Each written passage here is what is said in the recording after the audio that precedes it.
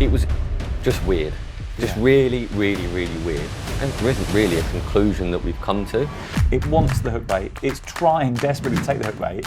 Scott wanted to do the Fisherman's News. I've always felt there's been a place for it in fishing. I thought of doing something similar a number of years ago, but I was never going to be that person. But the edge is the edge. I think if you're a carp angler and you've only fished for carp, you might think, well, the edge is a rod length out. Oh, no. No, the edge is the edge. You know, the Orient to a lot of people won't actually mean anything. They don't know. Most people won't know what the Orient is. Inform them what the Orient is, what it does mean to. You know, there's definitely legs in it. Behind us, The fish tank. new edition. Yes, so Albert caught all of those. I think there's a degree between, you don't want to completely stifle debate. Making the kind of films I've always liked to make, I was always a bit of the opinion that actually. Have you had feedback from your members? Have any of them said, look, I love the content, but it is. I knew at the time that this is better than Gagger's. With Scott's one, crazy things happened that you didn't. It ticked every box. Sorry to interrupt, but whilst I have your attention, I just want to talk about a couple of things. Firstly, would you please subscribe to our YouTube channel? We would massively appreciate it, and you will stay very much up to date with everything YouTube orientated that we do.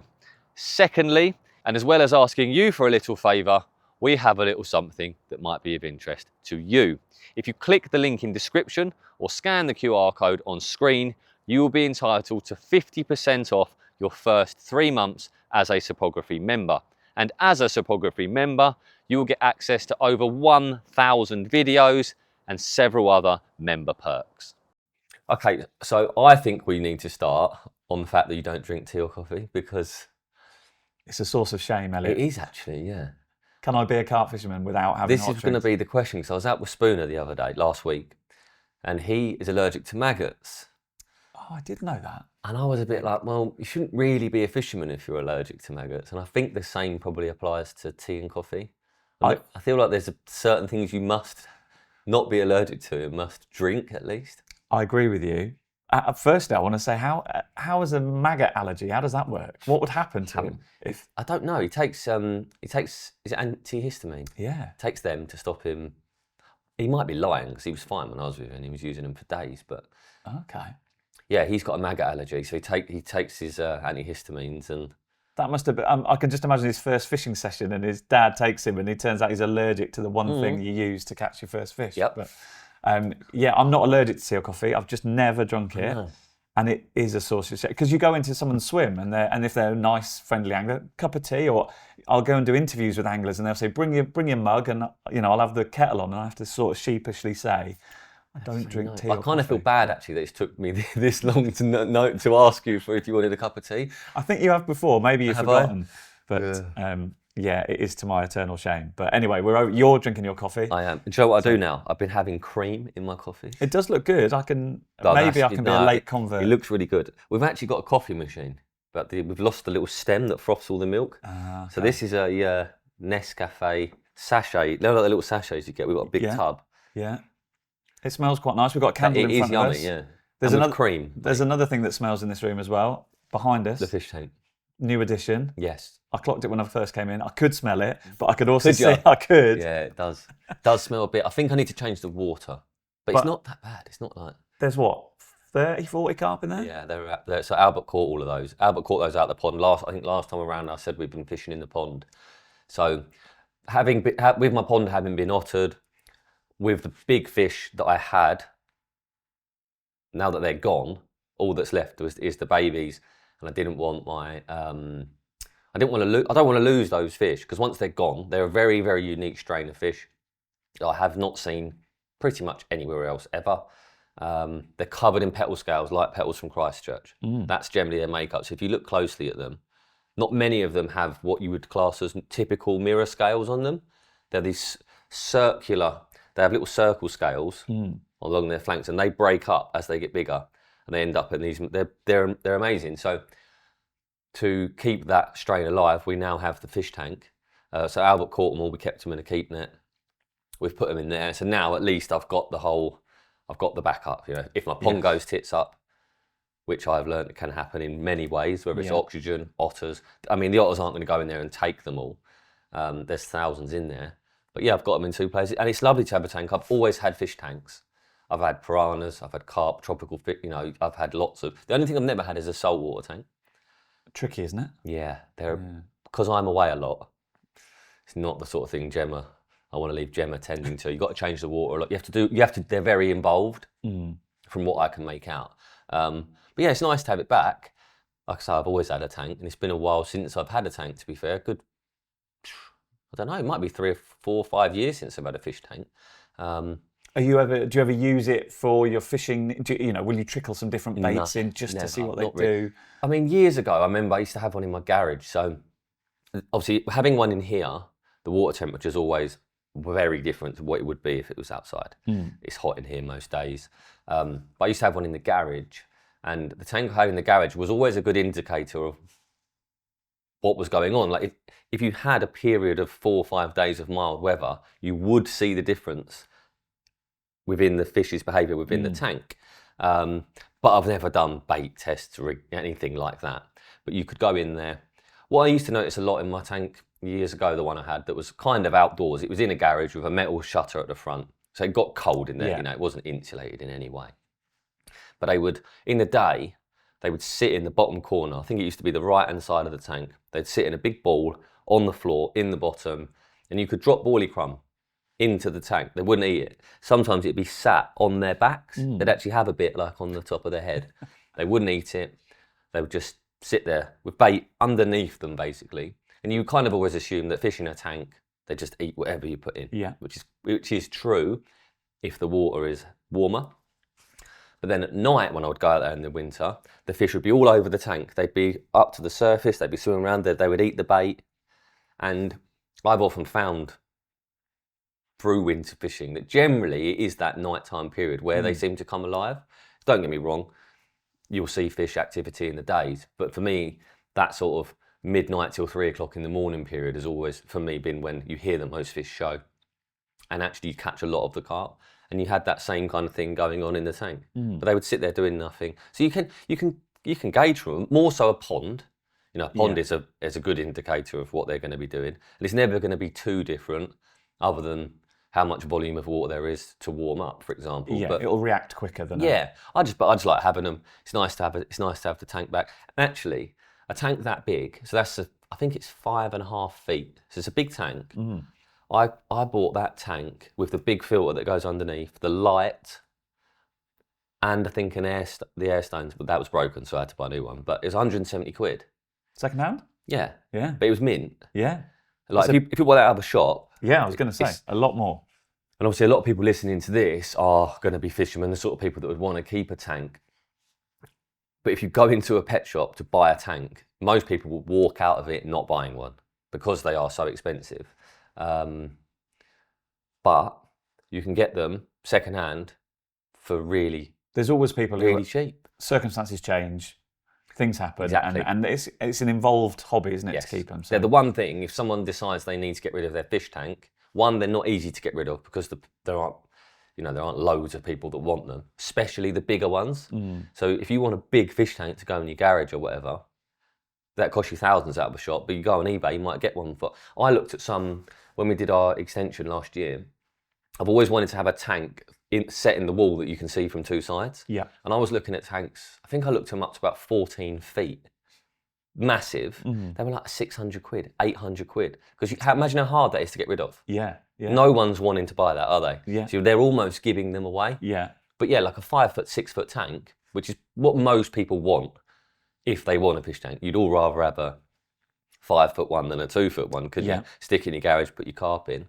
You can get them really cheap. And don't think people probably know that or assume that. Think you sort of naturally go, oh, if I want a big fish tank like that, it's going to cost me X. But they don't. They're really cheap. And like I said, I went up to Southend, picked that up with Albert. He come with us. And he's responsible for the fish in there, right? Yeah, so he caught them. So last time we were talking on this podcast, you were saying that you were having a lovely sort of introduction to fishing with him. That hasn't waned at all. He's continued. No, we've been quite a lot actually.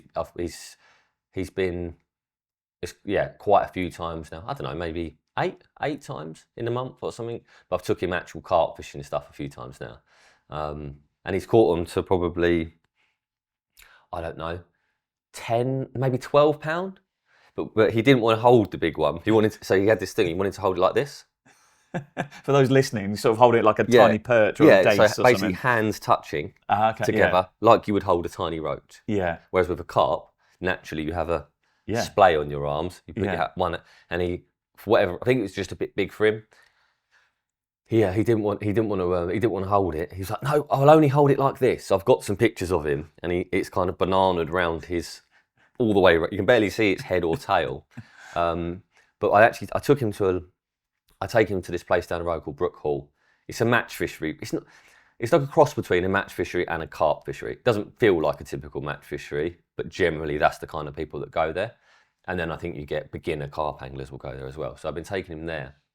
I was putting boilies out about, 20 yards out, long overhead throw, short underarm flick with a rod. And I couldn't catch one. They were bubbling. I was getting liners, they were bubbling, and I couldn't get a bite. In the meantime, he's throwing pellets in the margin, right in front of the swim, because he couldn't reach where I was throwing them. I was like, just throw some down there, obviously always thinking about And after about an hour and a half of not catching anything, but at this point he was a little bit bored, which is a long time. But he was sat on my lap. I think he was watching Peppa Pig or something on my phone, cuddled up into me. I sat there and I just noticed a little towel pattern just off the bank, probably 18 inches from the bank.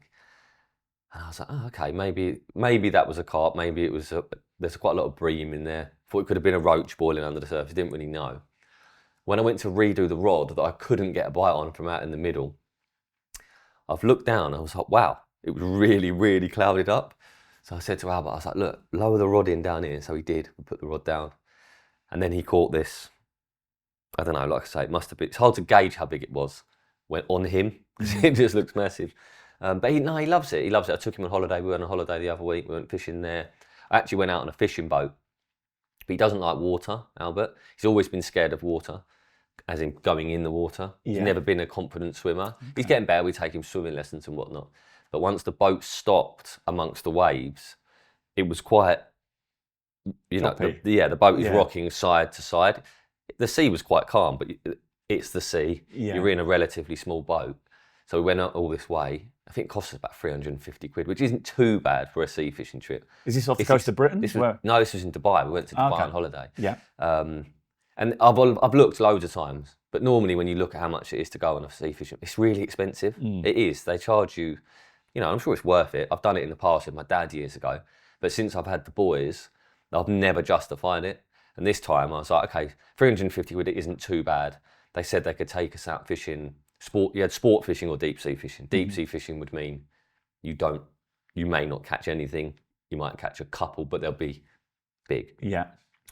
Whereas the sport fishing was, they'll take you somewhere, you lower down bits of squid and you're literally catching them. We're catching this little yellow snapper about £2. But Albert didn't like it, but Arthur did.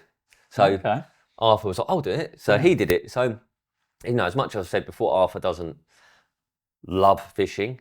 He will do it if it's sort of there in front of him.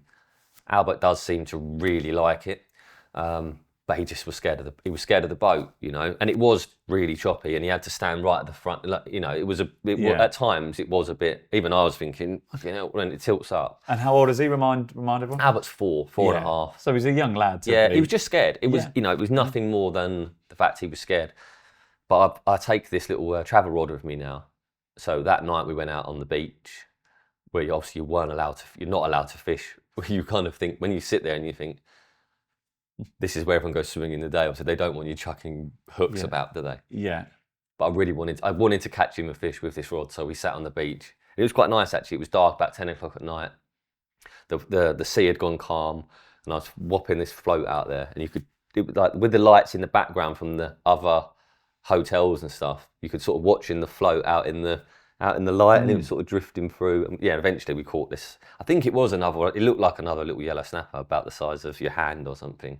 And that was it. Better with that because he was on dry sweet land. With that. Yeah, he was happy as Larry there. But he's been loving it. I've been taking him, and it's been really good. I've really enjoyed taking him, and he's really enjoyed it, which is nice. It's nice that he asks, because obviously when it was Arthur, it was always me asking him. Yeah. Whereas now Albert's asking me. Um, And do you think Father Christmas might get a letter? yeah, I'm going to get him some bit. I want to get him like a little carp. I don't want to go mad with him, but I'd like to get him 2 little rods. He loves the bite alarms and that, so I'm going to get him. I've got loads of buzzers in the garage, so I'll just get him a little 2-rod, a 6-foot 2-rod setup, because he can play the fish now. Yeah. You know, like, that's quite a skill at that age. yeah, and Yeah. you forget how big a fishing rod is, even And how heavy a rod and a reel is. You know, for 4-year-old hands. It is, mate. Like when you see his hands on the rod, I've got a little reel, so I'm going to basically try and find the smallest reels I can get. 6-foot rods are fine. He seems all right with them. And then just get him a little 2-rod carp setup. He still likes the whip. He's got obsessed with perch. He caught a perch a while ago, cool. and now he's like, I want to catch a perch. And obviously I'm trying to catch a perch, and all we catch is roach. And he's like, it's another roach, it's another roach. So I try to do that. I try to keep the whip in his hand whilst the carp rod sits there. Because it is a waiting game to a degree, isn't it? For a kid, half an hour to me, waiting for a bite is nothing. But to him, if he doesn't have the whip there, then he starts wanting to go on his phone, and I don't like that. I don't want him to be like, can I watch Peppa Pig on your phone? But it's just, that's what kids do, I think, nowadays, isn't it, in their boredom. What else is he going to do? Literally just sit there and do nothing. So, but I don't want him sitting on his phone, or my phone, sorry, watching Peppa Pig whilst whip fishing. So the whip's quite a good way to... Yeah. But then he gets to the point where he does not want to catch any more roach, and he's starting to get a bit of a strop going on. So, yeah, I might try and take him actual perch fishing. I've never really done it, but I know a few lads that do. And he knows them as well. So it won't be like, here's a stranger we're going to go fishing with today. It'll be, I'll bring Finn or something, we'll go perch fishing. But he's got this, he wants to catch the perch. He likes the spines, their teeth. Yeah. Like a stegosaurus. If he's into dinosaurs, then a perch... They're quite a cool fish, aren't they? They are perch, quite cool. Yeah.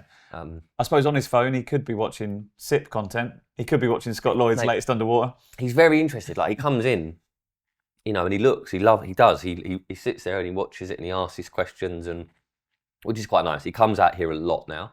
He feeds the fish every day. I bet. There was pets. Yeah, so he gets up on the chair, puts the thingies in.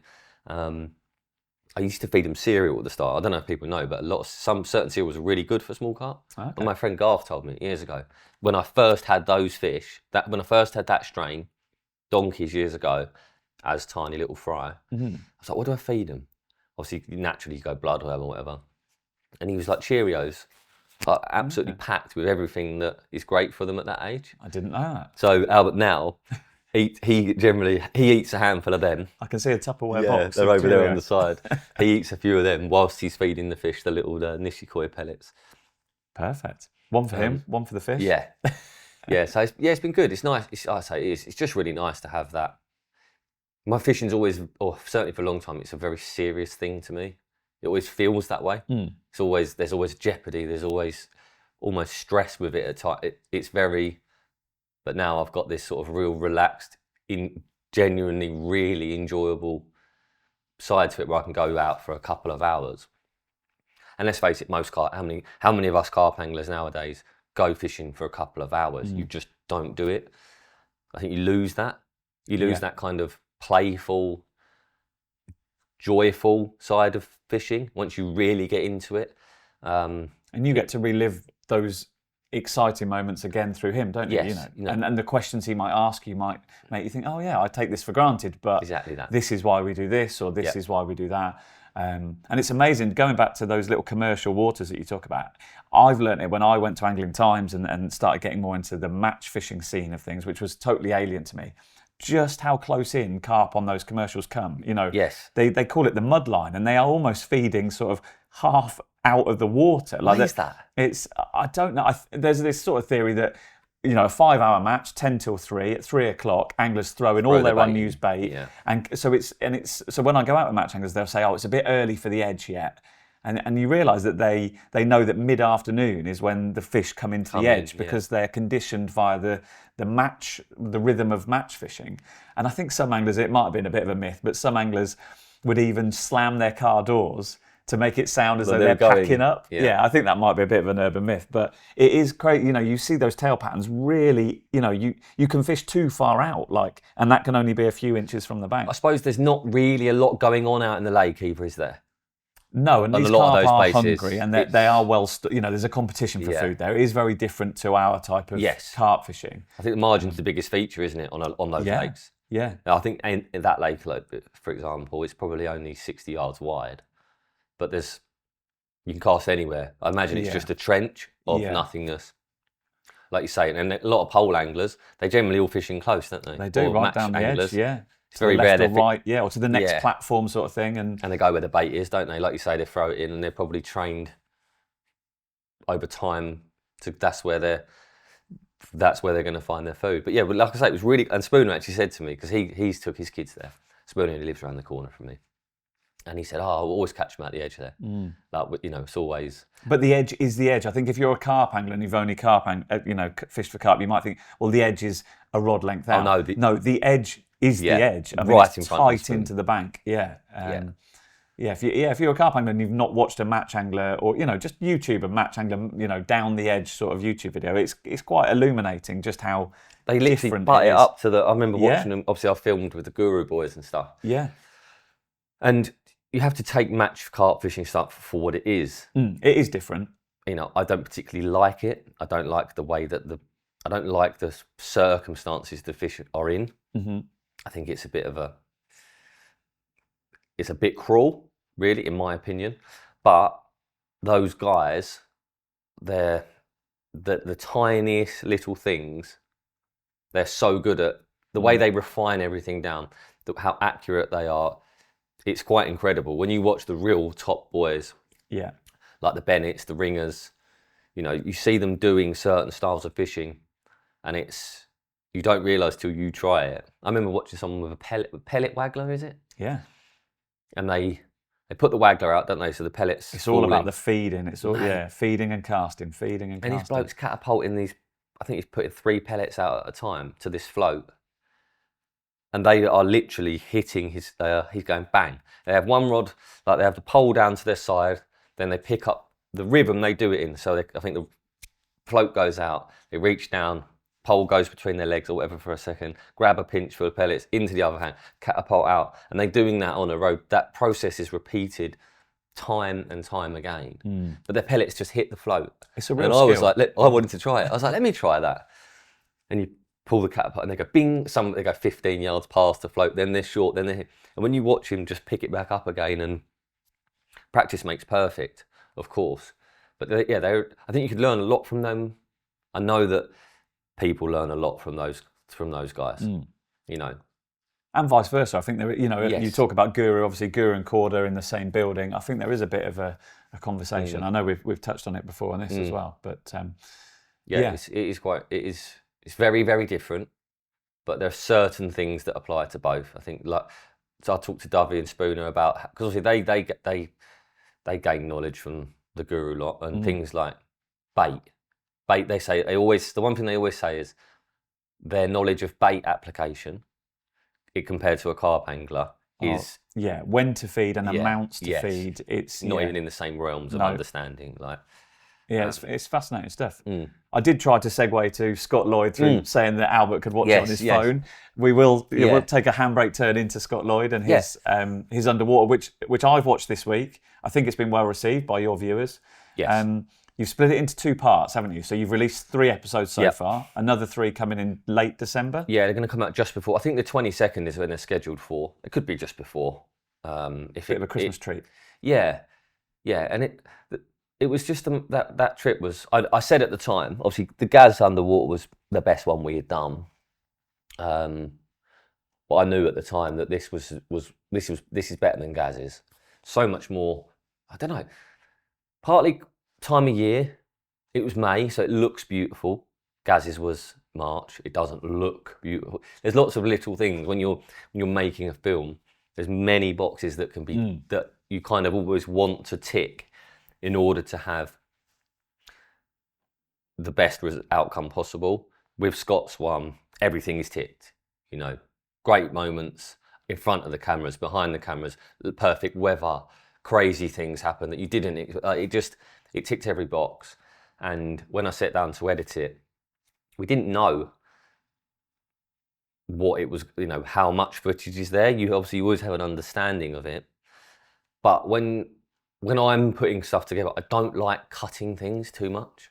I don't like to, because you can do. If I wanted to, I could take what will probably be 6 50-minute episodes. If I had to, I could make that 1 hour long episode. You could do it, but I don't know if you're always doing that, if that's the best thing to do. I don't believe it is. I like to keep as much of the, especially from a trip like that where so much happens, that might not happen again for a while. So it just seems mad to go, okay, we need to put this out in one hit. Have you had feedback from your members? Have any of them said, look, I love the content, but it is too long. I can't do 6 times 50 minutes. So when we first went down the whole underwater route, and we basically, my original idea with that was we would take an underwater, we would add new elements to it, like the interviews after, the rig section, all that. And we would really make more of them. And that would basically be the month's content. So it would kind of be one underwater project per month. That didn't go down particularly well. I'm not afraid to say that. But it could have gone down really well, you don't know. So since that point, if ever we asked the question, would you rather 50 minutes or an hour and a half? They all always say an hour and a half. People want as much as possible for their money, I suppose. But I think now we're in a good place now with them, where I didn't used to edit them, but I was always on the shoots. So I would be, if you're on the shoot, you have the best understanding of what happens. Yeah. But I wasn't editing them, so there's always things that get missed, and there was, whereas now I'm able to use voiceover from being the man in the chair next to the angler, who is as involved in that project, probably more than the angler, to be fair. Even if you're the guy fishing, I know more about what's going on because I'm involved in it from the very first till the very last second. So now we use voiceover to really tell the story, because I'm shooting them. I shoot them on my own now. I edit them and I'm in them. So I think now we've got a good balance between, we're able to cut the bits back where we need to, because I can tell pieces of the story to shorten it down. So take Scott's, for example. When I'm putting that together, I'm losing as much as I can. My aim is always to lose as much as possible, leaving only the best stuff. But when you're in a position like that, where you're sat there, the footage is sort of, it's in front of you, you're cutting all the bits out that aren't as strong as you feel they need to be, speeding the story up with voiceover to get to the next good bit, but you soon realise you've still got, I'm going through my notes, so I take notes the whole way through the session, and I'm looking at my timeline and I'm thinking, right, okay, we're on I think the films, there's 3 50-minute films, something like that so far, and I think we're only on day 2, which is very rare. Certain underwater trips, mate, we've had, like, one of those days might be 4 minutes. Yeah. So because so much happens, there's a lot of fish on it. Yeah, it's just constant. From the word go, there's constant fish activity. Scott's trying different things. There's things happening in front of screen that are really interesting that you don't expect. One thing I've come to learn, the more fish in front of camera, the better. And years ago, just being the type of person I am, making the kind of films I've always liked to make, I was always a bit of the opinion that actually it would be better to have less activity but catch a big un. To catch a real big un in front of camera is kind of the dream. But sometimes choosing venues based on that being possible, you end up in a position where not a lot might happen along the way. And I'm more of the opinion now that really you need to strike a balance between always having the possibility of catching a big un, seeing one. Seeing them, I think, is enough. You don't necessarily always have to catch them. But the more time spent fishing in front of the camera, the more there is to happen, to see, to catch. And I think, like the likes of Gaz's film, like Gaz's and Scott's are a good example. They're day ticket lakes that have got lots of carp in, but they've got a good balance between, it's not just loads of 5-pounders. There's lots of carp, but we're seeing fish from 10 to 40 pound on screen regularly. And to me now, I'm thinking, okay, that's the best recipe. Because you can't beat seeing them. That's the whole point. That is the whole point of underwater, is that you see the fish. So Scott's is that, and we just ended up with so much footage. I mean, I'm saying it'll be 3 episodes. I can't make it more, I can't make it another 6 really, but I won't cut anything out that I think people are going to want to see, and no, we don't get people say they're too long. No, we certainly haven't done. And the first 3 that have gone out, I'd say there are 2 moments where both of you are almost head in hands, sort of, oh my God, what's going on? I don't know how much detail you want to go into them. I'm going to say Swan and the Carp that can't suck.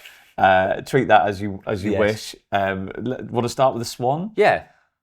So I think there'll be loads of people listening to this or watching this, however, that have been at the lake.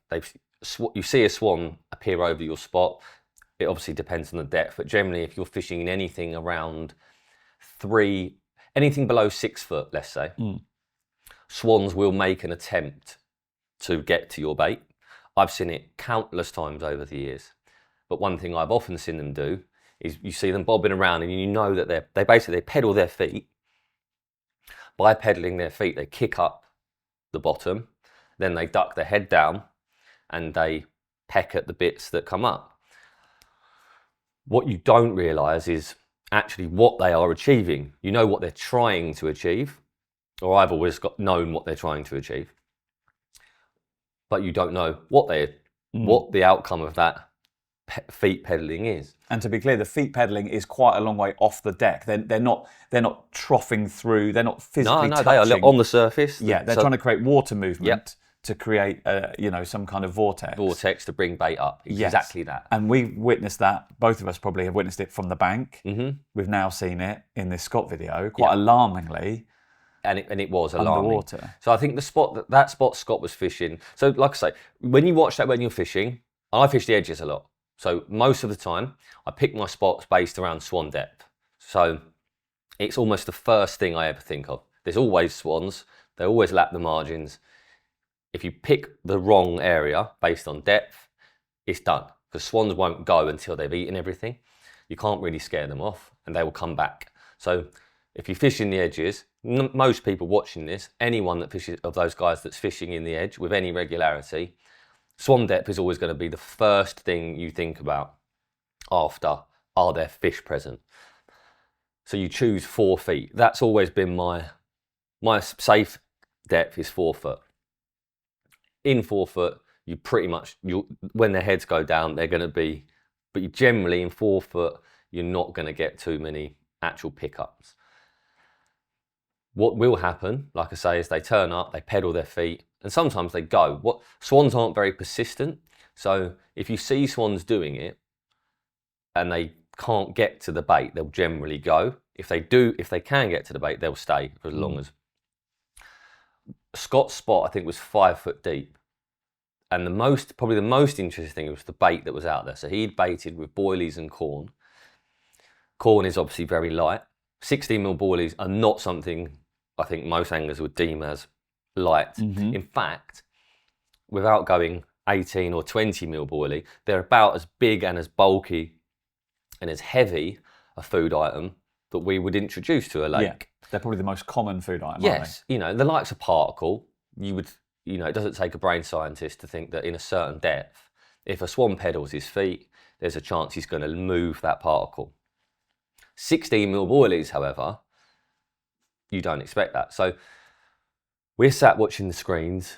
There's quite a decent carpet of boilies out there, and I remember the spot just kind of erupts, goes completely cloudy. Didn't really know what was going on. It looked to us like a fish had bolted. Generally, that's what happened when you watch an underwater camera. When you hook a fish, or a fish spooks for whatever reason, they kick their tail. That causes the movement of water. You end up with a completely clouded screen. But this just happened completely out of the blue. We didn't see any fish. It was a dead screen, bait, nothing, and then bang. I've looked out and I saw a swan. Sort of, it wasn't an easy line of sight but I've sort of gone out the tent to try and work out what it was. And what happened was a swan had come over Scott's spot, pedalled his feet, and when you watch the footage, from the centre of, like a mushroom, when an atomic bomb goes off, you get that mushroom cloud effect. And from the centre of his spot, in the middle of this patch of boilies, they just erupted. And by the time it had settled, all of the bait you could just about see it on the cameras at the back edge. But it formed a donut of boilies. And that swan didn't hang around either. He did it once. I think we might have scared him off, or he just decided he was going to go. But that was 5 foot deep with 16mm boilies. And the spot was totally trashed. Like there was no... You could see his head come in. He could get a few bits of corn, couldn't he? Yeah. That were suspended. And a bit of silt and whatnot that he kicked up. He had a little go and then he disappeared. But the reason that blew our minds so much is that you have to think that was 5 foot and 1 attempt. So that wasn't a swan. If he'd have stayed longer, he'd have done a lot more damage. Or if there were 2 of them or 3 of them. Yes. But if they can do that to a spot in 5 foot, I'm going to say that let's say you took away the 16mm boilies and that was hemp or maggots. Maggots are probably the lightest, I would say. I reckon maggots have got to be up there with the lightest food items we'd probably put out. But I reckon they can do that in 10. They must be able to do it in about 10 foot. I reckon they're moving bait in 10 foot. To do that to 16 millers in 5 foot, 6 foot, the same thing is happening. 7 foot, they're still moving it. Then you go in 8 foot, okay. Would they move 16 millers in 8 foot? Maybe not. Would they move hemp? Yes. And that was really, it blew both mine and Scott's mind. Like I say, we've spent hundreds and thousands of hours fishing, and both of us have done loads of so it may be the kind of thing we should know, but we didn't. We didn't know it, and we were both left wondering how far, what are the parameters for them being able to move bait? Because if they can do that to 16 mil, like you'd have to watch the footage to see just how much it moves. I put the drone up in the end, and from the drone you could see this huge ring of bait just surrounding the camera. And instinctively you think that's a bad thing, and it probably is. But in this scenario, it didn't hurt Scott's chances, did it? He then had a sort of a halo bait, didn't he? He had a sort of bait that was ringed by free offerings. And the first fish that turned up, I don't think he hooked that one, did he? I can't remember what happened with that. But the first fish that came by... had nothing else to eat in that sort of... No, on its own. I think it dropped down on the edge of the spot, on the ring of bait, and then just beeline straight into the centre. But again, this is like one of the things I've always said about underwater. One of the things I like, and I've said this many times, it isn't about which rig is the best. It's the things that... A lot of our fishing is assumption. You do things assuming you know the outcome. You put your bait out assuming it's going to fall straight down onto your spot. We saw in Gaz's one. He puts his bait out assuming it's going to fall down onto his spot, and it doesn't. Yeah. When the cameras are there, you learn those things. You assume that swan doing that only once and swimming off. You wouldn't for a second think it had even done anything. You'd have thought, he's tried to get my bait, failed, and he's gone. I win. No, what actually happened is he tried to get your bait, but in the process, he dispersed it to the point where now you assume he's failed, your rig is still sat in the middle of your bait. And you assume that if you then go on to catch a fish, you did so over a tightly baited spot. Exactly. And they're the things I like. That's my favourite thing about underwater. Forget all the rigs. I'm at a point with rigs now where I really don't think it matters too much. Yes, there are certain things that are important.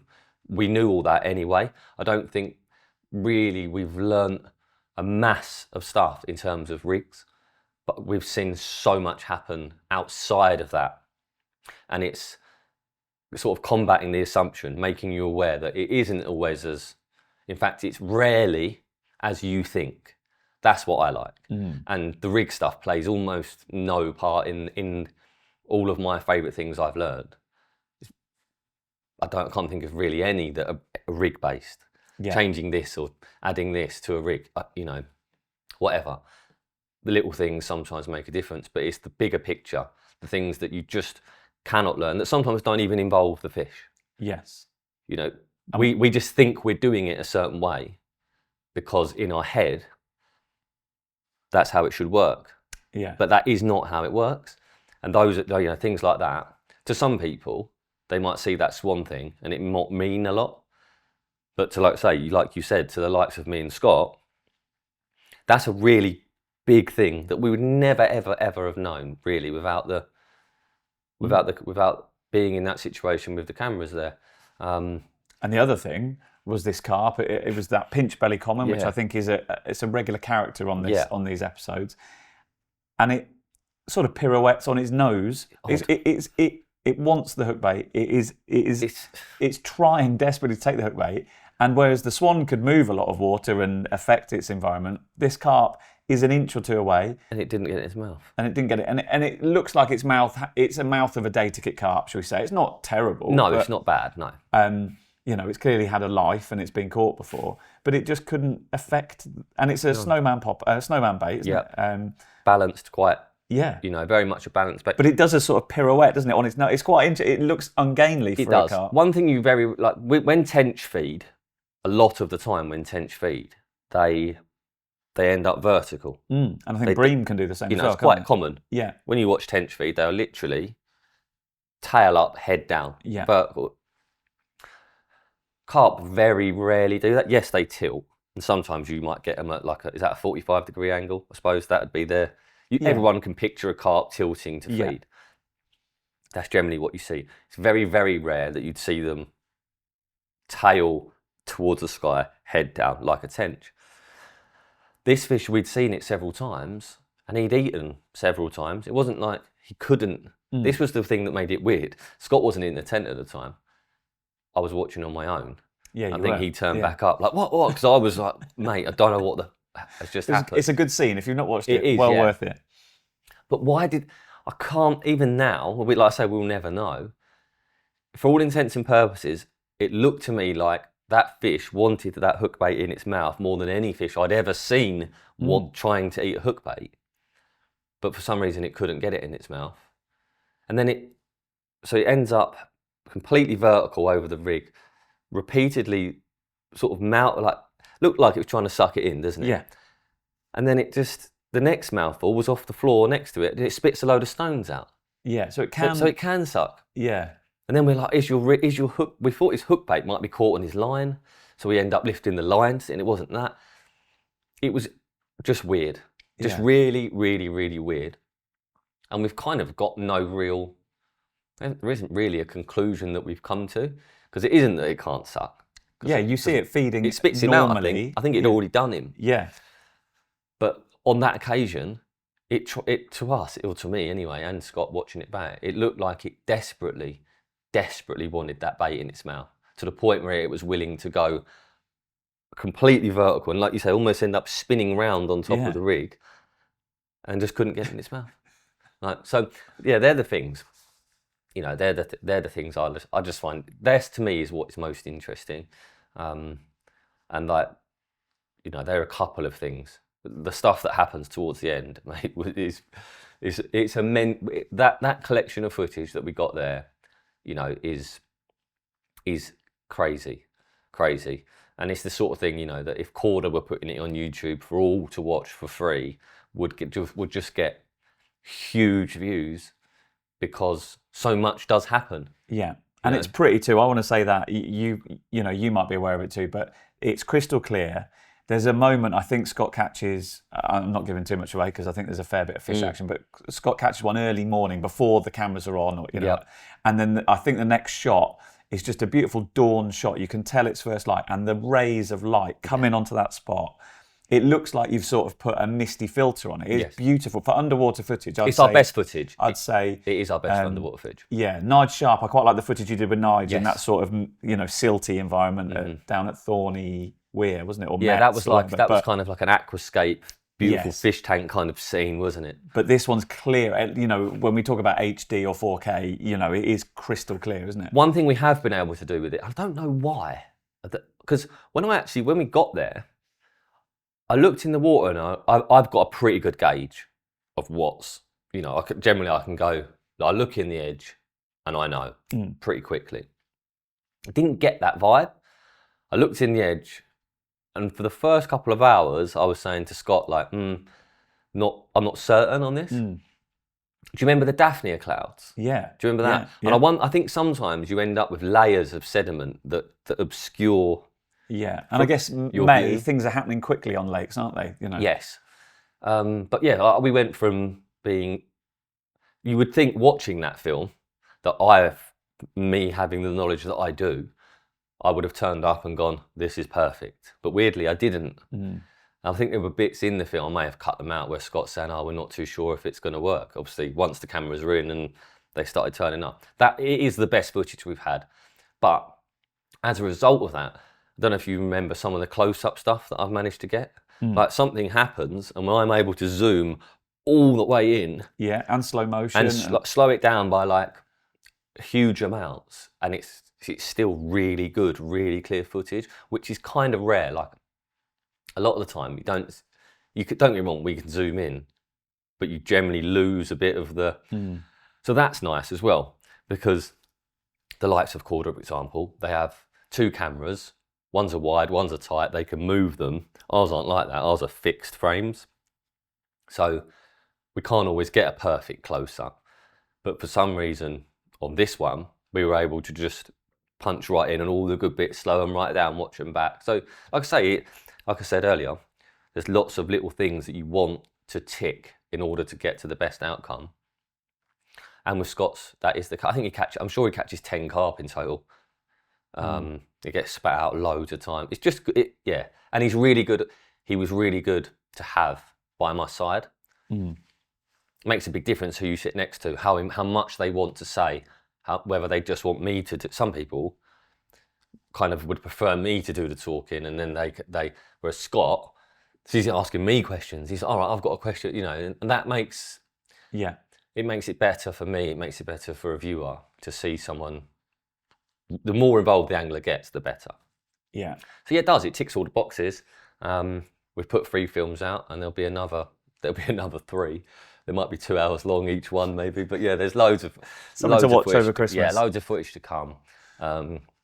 Yeah, and speaking of Scott, we both know how good Scott is on camera. He's relatively recently started a new project, something we've both had sort of dealings with in different ways. The Fisherman's News, which is sort of almost a live podcast, a Sunday night show, effectively, a news roundup. It's called The Fisherman's News. Yes. I've got some thoughts on it. I think it's a fascinating project. What's your involvement? What are your thoughts on it? So we're really heavily involved in it with Scott. I spoke to him. Obviously, I've known Scott a long time. Scott's full of ideas, and people that have lots of ideas, they have lots of shit ideas, or lots of ideas that you don't necessarily like because they're full of ideas. That's the whole point in having those. That's why those people exist. I think some people are afraid to have ideas or put ideas forward. Scott's full of ideas and will always put them forward, and I love that. I really respect that in him. I think without people like that, good things don't. If you don't have ideas and you're not willing to try them, nothing changes, does it? You don't. New things don't appear, and I appreciate that in someone, having the will to put your ideas out there and try and make something of them. So Scott wanted to do the Fisherman's News. I've always really liked the idea of it. I listen to a lot of content of that style. I've always felt there's been a place for it in fishing. I thought of doing something similar a number of years ago, but I was never going to be that person. I just thought you could definitely do. Imagine when an angler leaves a bait company and goes elsewhere. You think people definitely want to know about it. Sky Sports News, but for fishing. You see it on Facebook. Everyone's piping up, putting their they're saying their bit, but no one really within the fishing world ever kind of takes it upon themselves to make something of those bits. There's always been news, don't get me wrong, but I feel like I've always felt there's room for something like it. Scott's obviously Scott's brought it to life now, and we're there to everything with the Fisherman's News will hinge around Scott as his character. And I've learnt that from the stuff that I've watched. And I think the way the world is today, people like characters, they like people. You can have a really good idea. If you're the wrong person, it won't work. Scott's the right person for that. Loves going and doing the live things. And obviously originally it was done as a pre-recorded show. Scott was reading off a teleprompter. Because in his head, he wants it to come across as professional as possible, like the news would. But I know that there's other ways of delivering news, you know, and the best way for Scott to deliver anything is to be Scott. That's what you want to see. You want to see Scott being Scott. So we've kind of come in, helped him make it look and feel a bit better, and given him just someone to, you know, a shoulder to lean on. There's nothing worse than wanting to get something off the ground and not having the people around you to help. You need help.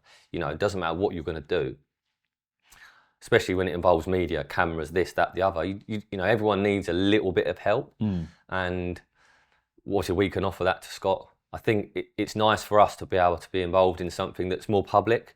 Everything, I've said this many times, but a lot of what we do is behind a paywall. So our involvement with the public as a whole isn't as big as it would have. Say, for example, when I worked at Corda, everything I did working for Corda was seen, judged, and by the public. Whereas everything I've done for the last 8 years, or most of what we do, is kind of behind closed doors. Whereas the Fisherman's News gives us the opportunity to do something a bit more involved with everyone. And like I say, Scott's full of ideas, and it's nice to work. I like working with people like that. He puts his money where his mouth is. He does, and mate, and that's what I say. I really respect that about him. It's good, and it's not easy to find people like that. You know, there's lots of people that are willing to do stuff, but you have to tell them what to do for them to be willing to do it. Whereas he's one of them people that has always got new ideas into his head. He's willing to go out there and do something with it, and he loves the interaction with people, which is, you know, that's the heart of what the Fisherman's News will be. The focus is all about your everyday anglers, giving them the opportunity to, you know, giving them the opportunity to have their captures seen. And I think I think what Scott wants to do comes from a really good place. And, you know, we're just there to kind of help him where he wants and needs help, steer it in the right direction collectively, or try to at least, and end up with a live. Won't all be live, but the live is a big part of it. Again, involvement on YouTube, and involve the public, be involved with the public, give people a platform where, like I say, their captures and stuff can be seen. And I think collectively we're a good pairing, I suppose. You know, Scott's willing to be the face, the front, take the, you know, we're there in the background to just steer it in certain directions. Sorry. And just steer it in certain directions. So, but yeah, like I say, it's nice. I like doing new things. I've said this many times, I'm sure, but I get bored when things are just the same all the time. So if I can involve myself in things that are different to what I do day to day, or have done for a number of years, with people I like and want to work, then it seemed like an obvious thing to do. And I think he's the perfect person for that. Yeah. Certain other people could have come to me and said the same thing, and I would have gone, no, don't think you've got what it. And it's a tough job. It's to be that anchor and to have universal appeal. And I'm sure, you know, there are pockets of people who aren't, you know, he doesn't appeal to. But generally speaking, most people like his appeal, like his presenting style. He is an everyman, isn't he? People can relate to him generally. I think it's fascinating. I said to you before we started recording, Scott and I had a little catch up when he was just about to sort of launch it. So he'd launched the first sort of iteration of it, and he was looking to broaden it. And I think it's fascinating. I come from the Angling Times background, a journalistic background.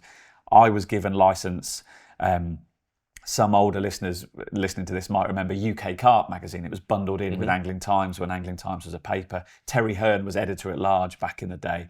And then UK Carp sort of had its course, and they wanted to create something new. I was at Angling Times at the time, and I was allowed to create what became Carp Feed and carpfeed.com, and it was digital first and things like that. And I was in a privileged position to take all those newsy bits that I knew we had coming in from readers, coming in from everyday anglers, and then just telling them and putting them out in a hopefully an entertaining way. And I think this is just an extension of that.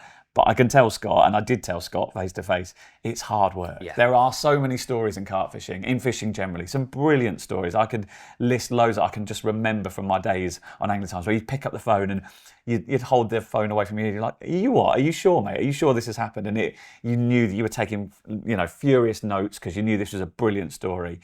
And there's loads of those out there. And sadly, Anglers Mail doesn't exist anymore. Angling Time's still doing a great job, but has a smaller team than it did. There aren't as many angling journalists, news gatherers out there. There are loads of us individually on Facebook, on Instagram, telling our own stories, but there aren't too many people going out there and getting sort of cutting through the crap and getting the story. And I think right now, to link to another story that's going on our social media right now, Orient Lake in France, they've drained it down. Lots of anglers are sort of up in arms or posting stuff on Instagram. I've seen some this morning saying, look at the Orient, one of these famous European fisheries. They're doing work to the dam. They've drained it down. These carp are in peril, or the fish are in peril in smaller, reduced water. And I saw Dan Yeomans actually just before we recorded this. His Instagram said, I'm not entirely sure what we can do about this, but I hope we can share and raise awareness, which I think is an honest appraisal of it. But I would love to, if there was money there, I'd go out there as a reporter and I'd do a video piece for Scott, and I'd say, look, Scott, I'm reporting live from the barrage at Lac d'Orient, but there isn't that budget to do that, and that's where it can be tricky. There isn't now. This is absolutely. I said this to Scott from day one. I was like, in an ideal world, to make this just me looking at it from where I sit, you go, right, you want, like you say, you want 5 guys, regional, 5 cameramen, or guys that can self-shoot. That's what you want to make this a resounding success and as good as it can be from the word go. But when you're starting out, I look back at what we do now. When I look back at the earliest days of it, there's budget, there's kit. You accumulate it as you become a business. You can only grow based on the success of what you do, and the only way to grow is to try and do your best from the word go. And that would be, if the BBC gave a shit about the Orient, that's what they'd have done. Like you say, they'd be there now, they'd be out in a helicopter flying over it, looking down, stood by the banks, reporting on what's going on. That is possible, potentially, down the line. And that'll be the dream for the Fisherman's News, is to end up in a place where you can really make something of it. And it would benefit the angling community. Absolutely. I think, if you had, and this is a global debate, but trusted news sources, and that's a whole thing to go down. But a lot of the stuff we see online is sort of conjecture, isn't it? Oh, have you heard that Matey Boy's lost a load of fish here? Or have you heard that this bloke's been kicked off his syndicate for this? Or, but if you had someone who could actually just go, right, I've seen the social media post, but I'm going to walk down to that lake, I'm going to knock on the door, and I'm going to get an interview with the person at the heart of it. Yeah. And I'd be excited for Scott. If he can make that happen, then I think... That's why I think the public's like the involvement of anglers around is so important, because it does hinges on, it's for them. A lot of this stuff, we know, I know it exists. I know it's happening. You know it's happening. Scott knows it's happening. But most people won't. Certain captures, certain things. The Orient, to a lot of people, won't actually mean anything. They don't know. Most people won't know what the Orient is. But we can use something like this to tell them, to inform them what the Orient is, what it does mean to. There's definitely legs in it. It's really interesting stuff, and I think over time it's growing it slowly to the point where certain things you want to do at the start become more possible, and it hinges on the involvement of the public feeling like we're involved in this. Maybe we can message Scott and say, oh, this has happened. You know, because at the start, you're always pulling from, you know, we have conversations week to week. What's been happening? What's going on? Eventually, it'd be nice to get to a stage where we're getting messages from people that you've never spoke to before, finding out about things that are going on that way. Yeah, the best reporters have got the best address all about book, contacts book. All about your contacts and how willing people are to help you and to just inform you of things that are going on around the world. Like you say, at the minute you find out from most things through social media, but you don't get it's building on the sort of the telling the full story, isn't it? Yeah. You always get snippets. You always get someone. It's a lot of opinions, a lot of, and the Orient thing is. Yeah, it's strange to see. Like, you might have an inside line on that. A little bit.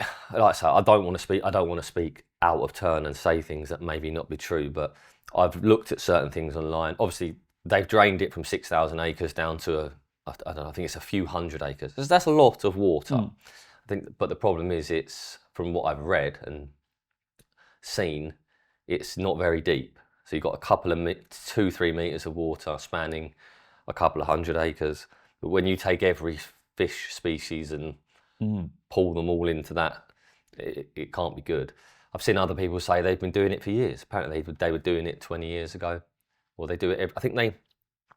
I spoke to a guy when I was filming Spooner last week. He's a French guy. He seemed to know what he was on about. He was quite like, what was the word? Quite assuring in what he was saying. And he said they check it every 10 years. They check the dams every 10 years or 7 years. It takes X amount of years to then sort of get the work in motion, and then they do it. So I don't think it's the first time it's happened to the Orient, and it probably won't be the last. But he also said that obviously this isn't exclusive to the Orient. It happens to lots of lakes, reservoirs in France. Anywhere with a dam needs to be checked. He said it kind of depends on the contractors that end up doing the work. It all falls on them really. Like certain places, they do go out of their way to remove all of the fish and then put all the fish back. But then you get a different contract. And I think he said there's been cases with certain lakes over the years where the work was done one year by X contractor. They took the fish out. Next time around, new contractor comes in, doesn't bat an eyelid to the nature side of it, just focused on the dam, simple route, drain it, fix the dam. Whatever happens in the process is what it is. And by the sound of this, what is going on at the Orient is pretty extreme. When you look at the pictures, and it looks like a tiny puddle. It's still It's deceiving, isn't it? Scale is a bit deceiving, but but I've always had the impression that the French have they always seem like they really care about their big stocking programs. A lot of the reason the public waters are in France are as good as they are is because the French do go out of their way to make that the case. Well, they have their own fishing police. It's a big thing. Fishing is not like carp fishing or fishing in general is not looked at in France from what I've seen as some shitty little hobby that people do. It's a big thing for them. So it is quite alarming to see. And I don't know if us as carp anglers, I think we do at times like to blow things, and I'm not saying this is what's happening, but we always look at it with our carp head on, don't we? It's always what we do. Otters, for example, we look at them with one, and then you get another group of people look at it all. So I don't know if we look at things with kind of a clouded judgment, and maybe what's going on out there isn't as bad as we think it is, but maybe it is. Like I say, matey was saying to me that you get the wrong person do it, and it can be really bad. It can be a really bad result. Maybe at the Orient that's what's happened, or maybe this has been happening for years. Only now social media has been so long since it last happened, 15 years on. Social media, every carp angler getting maybe it's not drones. You can get those aerial views of it. Maybe we're all panicking and actually they'll be fine. Maybe not. Like I say, I don't want to say that I know the answers to those questions, but I know how we react as anglers, and it does seem that this does happen a lot. But yeah, like I say, I think the place called Carp says a few years ago, that had work done or something. They did something to that lake, and the fish were just, they were completely disregarded. I think the place is ruined now. So hopefully the same thing isn't happened to Orient. Hopefully they'll be all right. You know, the fish they're as good at, those carp are as good as you'll catch and see anywhere. And it would be a crying shame to think that what people are fearing is going to happen does happen. It'd be interesting to see. It'd be interesting if there is, you know, I've not yet seen it. I've only seen the social media chatter about it. It'd be interesting, you know, obviously I'd imagine it'll be in French first, but some proper reporting on it. I'd imagine, because it's a wildlife haven, it's a water sports haven. I'd imagine it's big local news. So perhaps I've come in underprepared. It probably is. I think it probably is that sort of worst case scenario. I think the reaction to it from the French, because they would know. If it does happen all the time, and it is being done in a way that has the carp in mind, and all the fish, let's not just pigeonhole it into carp.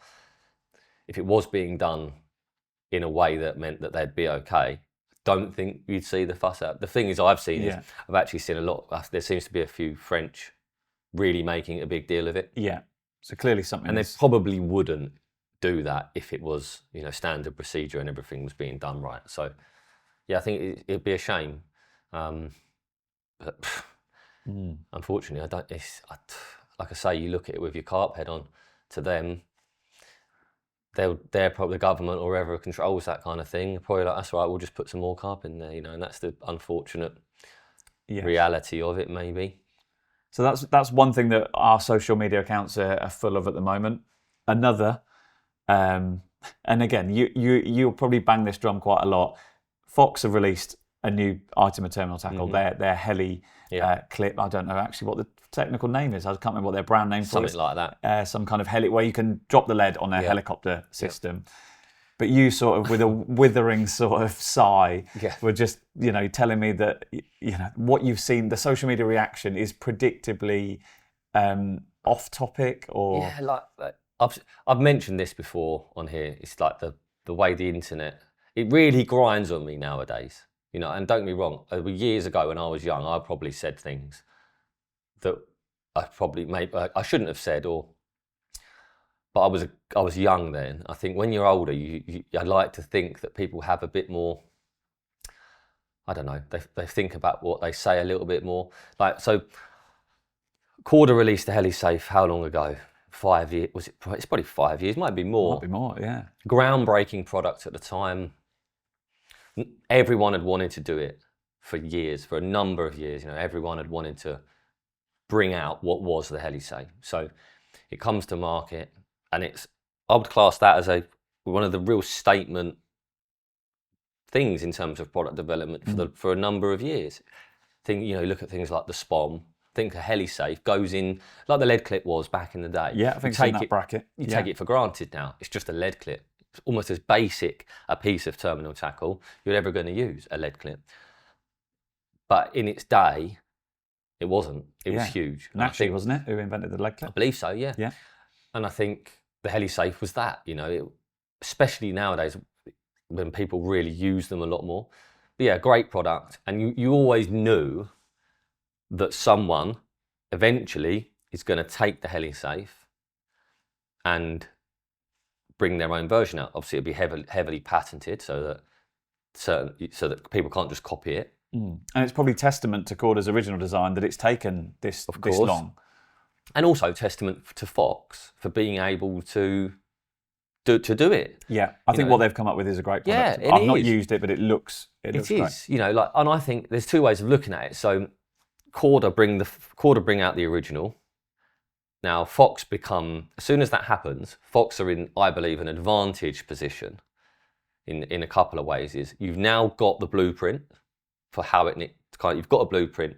You need to then work around Corda's patents in order to bring out your version that Corda aren't going to take you to court for. They've obviously spent years doing that, have finally got to a point where they can bring their version of essentially the same product but slightly tweaked they can bring their product to market. And I saw it, I didn't look at it straight away, but I saw it floating around on social media, and in the end, a video popped up, so I just saw pictures to start with. I watched the video and I thought, fair play. If I'm honest, they've made some, I would say, some slight improvements, as you would expect. Like I say, you can't, if someone brings a product out that you're, I'm not saying they've copied it, but you kind of are, aren't you? You're going, okay, that's what they've done. If you're going to bring your own one out, you owe it, like Fox owe it to Corda to at least try and better it. Yeah. Which I think they've, in very small ways, they have done. So they've brought a really good, essentially a really good product out. And then I looked at the comments like I always do, and you've got someone. It's nothing, this is where you're going wrong, Elliott. Yeah, it's like, oh, it's nothing new, you know. And it isn't anything new technically, but it is new. It is a new product. It is a slight improvement on what was there before. And then the next couple of comments down, it's, well, now you're making helicopter rigs dangerous because without the lead, a helicopter rig isn't what it is, which I get. Without a lead attached, a helicopter rig doesn't work the same way, i.e. the rig doesn't slide off the top. But every other type of lead arrangement, like a lead clip or an inline lead, the leader stays attached. And so it becomes just the same as everything else. Yeah.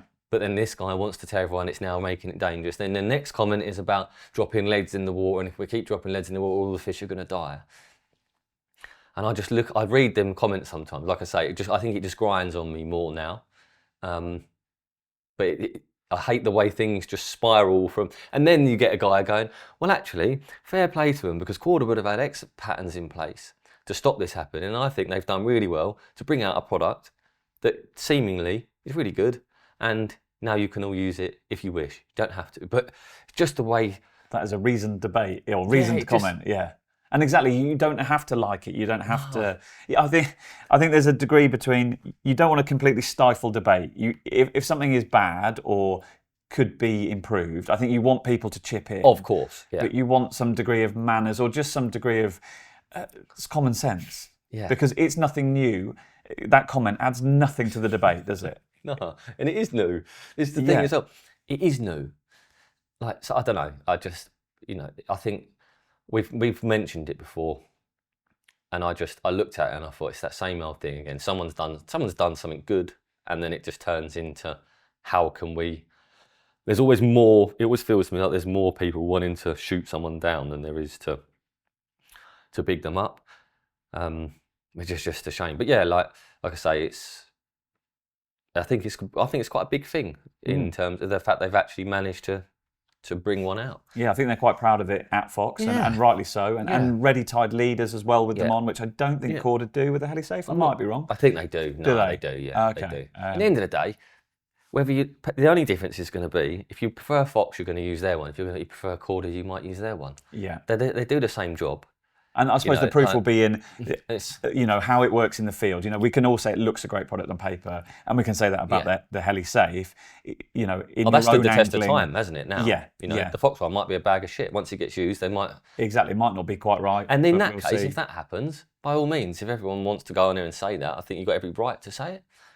But when it's like, oh look, I just feel for people sometimes when I put myself in a position of where I think, well, if that was me and I'd spent all that time bringing this, and then I'll put the video up to show people that and then you just get this bombardment of people shooting you down. I just think, fucking hell, like cut people some slack sometimes. Absolutely. Yeah. I'm going to stay on the tackle theme. I'm going to abuse my position on this podcast because I'm going to ask for some tackle advice from you. Yeah. My last carp session in this country, my Barrow wheel blew up, which, as we all know, is the worst thing. Yeah. Like, it wasn't just a slow puncher. It properly went, and I'm still livid at how painful it was to get all my kit back to the car. And that Barrow that I've had it for a while. I got it secondhand anyway. I'm fed up with it. So I need a new carp Barrow. And I would say to you, I bet you've seen a few. I bet you've probably pushed other people's kit. Any recommendations and any way that you use barrows? I don't know, anything that... I think nowadays you have to buy a power barrow. I know they're expensive. Like they are. Let's make no mistake about that. Is it worth it? So I've never owned one. I've pushed one around a trade show, but I've never owned one. They're worth it, mate. Yeah, like it depends where you fish. If you only fish lakes that are small and have got a perfect path around them, you don't need a power barrow. Sadly, not for me at the moment. So I do. Yeah. So the barrow gets used. Your first decision with anything you buy it's no different to buying a set of rods that if you want to buy the most expensive set of rods to cast further, your first decision is always, do I need those rods to fish at the distances they make me capable of fishing? If the answer to that is no, then you don't need the rods. Yeah. That's how any purchase really, unless you just want it for the glamorous side of it, to look and feel like you've got the best stuff. Which I don't think is necessarily a bad thing. I think that's a side tangent again. Of course. But there's nothing wrong with buying nice stuff. No, if you want all the best stuff, aesthetically, go and buy a Barrow. But the reason I mention this is because a power Barrow, I think it's a luxury item if you don't need it.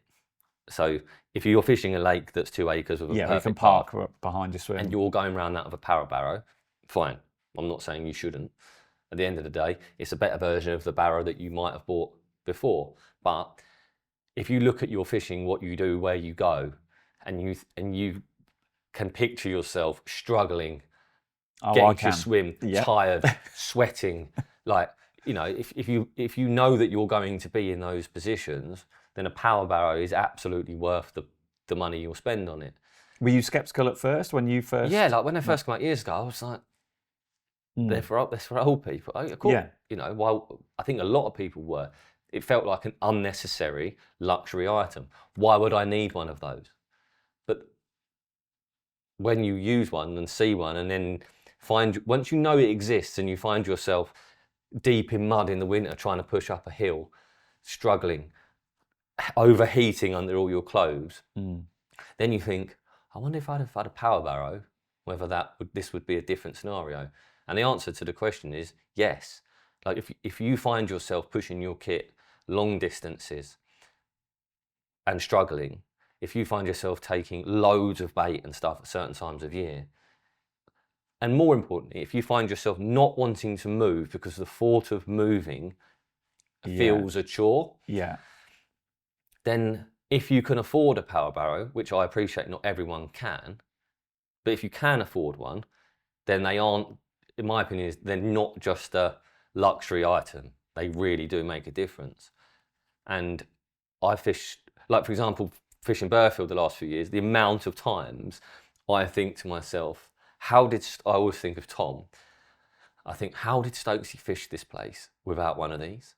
It's like, because getting around, mate, there's been times, especially if you don't want to do multiple trips, but getting around that place, fully laden with kit and bait. Bait is always I think, for an angler like me, for example, who I cut all my gear down to as light as it can be. I never take excess stuff. I appreciate not everyone is like that. But for an angler like me, bait always becomes you find yourself midsummer wanting to use lots of bait. You add that to your Barrow and all of a sudden the trip becomes a very, very different task. With a power Barrow, it's not like that, you know. It might be hard to push your Barrow around because you've literally stacked it with bait. But if it wasn't a power Barrow, you wouldn't be pushing your Barrow around, you know. So I use the smallest Nash one, and I think it's great. Has that got sides on it, or is that the one where you sort of use your bed chair legs as the sides? It doesn't have the sides. No, it doesn't have the sides. And do you find that a hindrance? Have you? No, because I use my bed chair legs. Yeah. But I bought ratchet straps, so I strap my bed. I bought these mini ratchet straps that are permanently so not bungees, actual ratchet straps. No, I don't really. I never liked bungees because it depends what you take. Yeah, and the thing, like, I bought them for Burfield because the first time I went there, I didn't have them, and the paths are so unfriendly. You hit a tree root, and all of a sudden your kit the whole lot's bouncing off the. We've all been there. It's all lifting off the Barrow, or falling off, tipping over. Yeah, it becomes a real problem. So you ratchet strap the bed chair to the frame. Yeah, so so a ratchet strap. They're permanent. They're fixed to my Barrow permanently now. I put the bed on first. I ratchet strap the bed, which gives me a solid base. Yeah. And then with the long tails that are left on the ratchet straps, I've got one on either side. I tie over the top, and I put them down tight. Unhooking mat goes on top, and I tighten it down. And that doesn't matter then whether I take more or less stuff. The tension, I always get the same tension. Whereas with a bungee, you add something, and bungees are fucking dangerous. Yeah, they ping. I always put my Polaroids on when I'm when and I've seen them. I've never really used them. normally I would never use the ratchet straps. I just push my kit round. But I was only going to fish there where the paths were particularly bad. You need a head of steam. Sometimes you need to be moving, but all of a sudden you hit the wrong thing. The fact that you're moving at a bit of speed to keep momentum going, all of a sudden your kit's gone. Yeah. So I use those ratchet straps. And intentionally bought them quite large so that you had a tag end, a long tag end. To tie up. Yeah. Because it's all well and good having your bed fixed down, but if the top isn't. Yeah. Yeah. But I don't like bungees. I never had. I think they're dangerous. I mean, they might not be as dangerous as they used to be, but I've seen people with them as a kid. Well, the metal ones, the I think old-fashioned ones. The more now, the ones you get bundled in are ones. plastic hooks, aren't they? I'm not convinced that the fact it being plastic or metal, if that hits you in the eye, whether it's going to make a jot's worth of difference, I think you're going to be in trouble either way. But yeah, bungees to me, they're dangerous, and you have to have unless you carry various sizes. You put something else on top of your barrow, or you change the weight, and all of a sudden it's an not imperfect tight. solution, isn't it? Yeah, I think so. Whereas a ratchet strap, you fix it. Obviously, you could use the ratchets all the way around and really tighten your kit down. Don't think that's quite necessary. Like I say, I've just used them. I tie over the top, pull them really tight, tie a loop in the top, and it's fine. The ratchet bit is actually what fixes the bed. But that seems to work well. But a lot of things with barrows, it's all weight distribution, how you load it, and where the wheel is, where the most of the weight is, and I mean the optimum. You want that wheel to do the work, don't you? You don't want your end of the barrow to, if people are listening and they're perhaps novices about it, you'll trial and error. You'll know soon enough. But if you get more weight forward over the wheel, it helps. Yeah. I mean, how specific are you about that? How anal are you about the way you load the barrow? I've learned. I think years ago I didn't really realise, but you come to learn. Like when I fished Burfield, I loaded my barrow. Once I knew what I was going to take, and I knew how. The first couple of times I didn't. I just turned up and barrowed round. Once I got the ratchet straps and stuff, I realised how many brambles there were. I then went home and I loaded my barrow multiple times in my garage, picked it up, tested it. Once I knew what my kit list was, loaded the barrow several times, got the rate distribution right to make it as easy as, because it needs to be. That's my point. If it matters, if your journeys are hard, what barrow you use, how you load your barrow are really important. So if you get a power barrow and you load it wrong, compared to loading it right, the difference is going to be stark. Like I had, the first time I took loads of bait there, I didn't have the things that go on the front of the barrow to sit the buckets in. They make these like metal frame things. Yeah. They hook on the front, you put your bait in them. So the first time I did it, I was like, right, well, I've been loading my barrow like this the whole time. That's kind of how it needs to be loaded. Now so I've hooked the particle on the arms of the barrow, knowing it was going to be a hell of a push. And it was just that, it was horrible. Then I got the things that go on the front that I can drop the buckets into, and it almost helped the barrow go along. It's quite surprising how adding weight to the front, you add weight to the front, but it makes it easier to push sometimes than if you didn't have that weight at all. It's quite strange, but it's quite critical, I think, how you load a barrow. And yeah, power barrows are incredible. I think they really are. There's no one alive that's used one that would willingly go back to not having one, unless, like you say, they find themselves in a position where it's just completely unnecessary and actually they don't need it. But in that case, you didn't need it in the first place, What about the bulk of the batteries and things like that? What about, I appreciate, you've got a big van, you've got a transit size van. I'm guessing you're just wheeling your... wheel straight into the back. Yeah, but not all of us listening, and right now I have a pretty small hatchback. Yeah. So space is at a premium. How much extra size does a power barrow, and it's, because it's got a chunky hub-driven motor, hasn't it, and things like that. The Nash one is, the Nash one I have, the batteries are sort of under the bed. But the only thing I don't like about that barrow, to be fair, is that when I want to charge the batteries, it's the batteries are housed underneath the bed. But they're not big. They're like, I think they're bait boat batteries. I think. Did you swap yours out for because didn't they originally come with sealed lead acid, and now I got lithium ones online. Yeah, and again makes a massive difference. But again, depends where you fish. But Burfield, obviously, it's not just about distance. If the terrain is a big thing, so the harder the terrain, the more strain. So somewhere like that, lithiums make a big difference, because not only are you going a really long way each time, but it's a tough long way as well. And you've they're got to come lighter back. batteries, aren't they? I Yeah, the think? batteries are lighter, lithium. They last Last longer and they're longer. lighter, so they're an Yeah. obvious choice. They're, you know, They're more expensive. It's an added expense, isn't it? yeah, I think they were like, I think they're about 75 quid a battery. And what does it take? Two, or does it Two take of them Yeah. takes two. So it costs, yeah, probably 150 quid. But mate, you can't put a price on. Like, for example, Burford, if you forget to charge your batteries between trips, yeah, normally that's okay.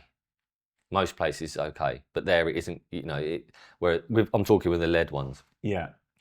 because I think I used to get 2 trips out of the lead ones. I think generally just get about 2 trips out of them. But if I didn't charge them after 2 trips, the 3rd trip you end up in trouble. When you say trips, you mean fishing trips? Yeah, rather I could fish Burfield for 3 days twice Got you. Yeah, before needing to charge them. But Yeah. if I forgot to charge them, so I used to take spares.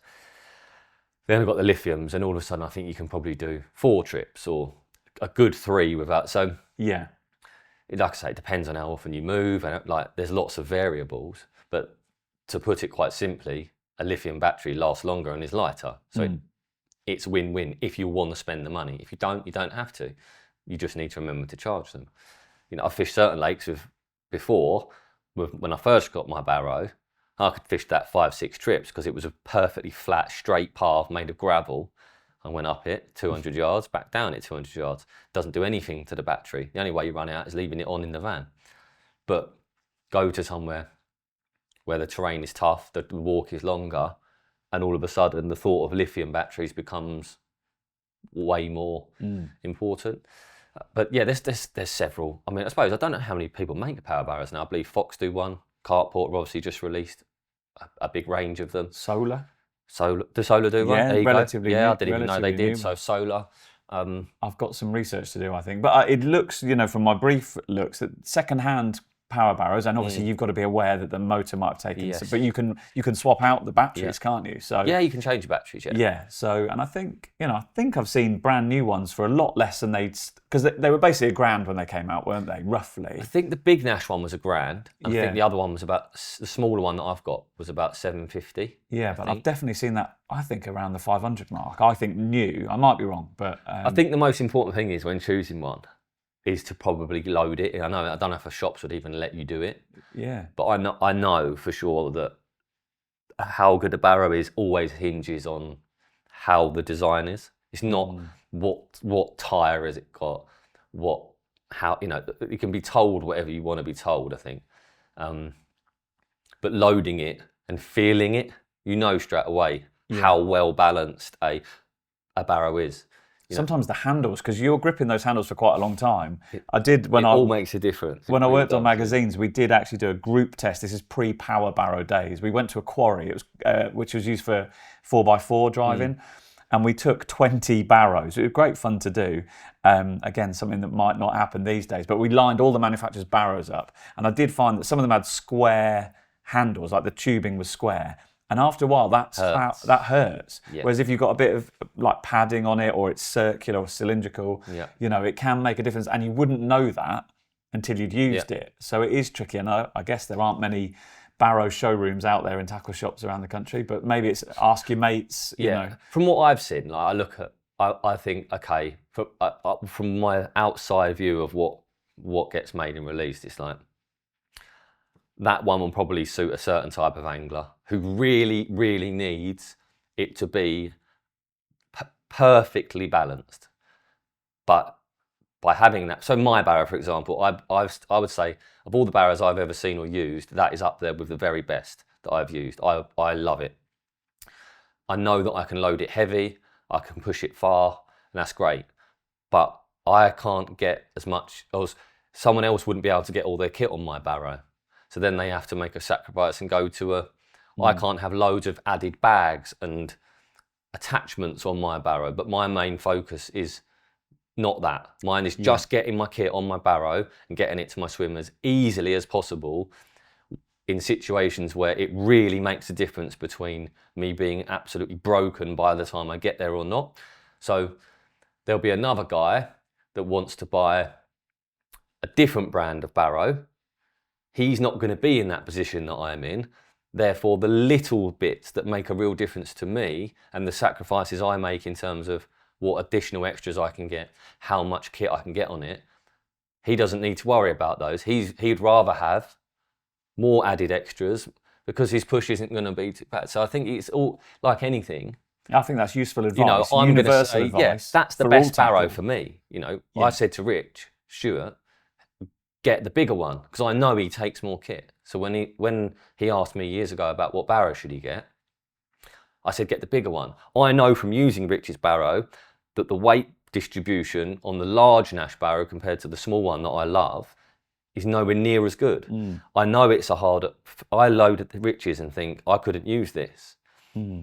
But if the push you're doing isn't ever going to exert then actually the fact that the Barrow, the distribution of the weight isn't as good as mine, but you can get a load more on it, for a certain type of angler or certain people, that's still the better choice. It's just not the better choice for me. Yeah. So there's enough power barrows out there now in enough shapes and sizes. You know, the ones with the wheels on the back, never going to use that. To me, it's completely pointless. And I would never buy one.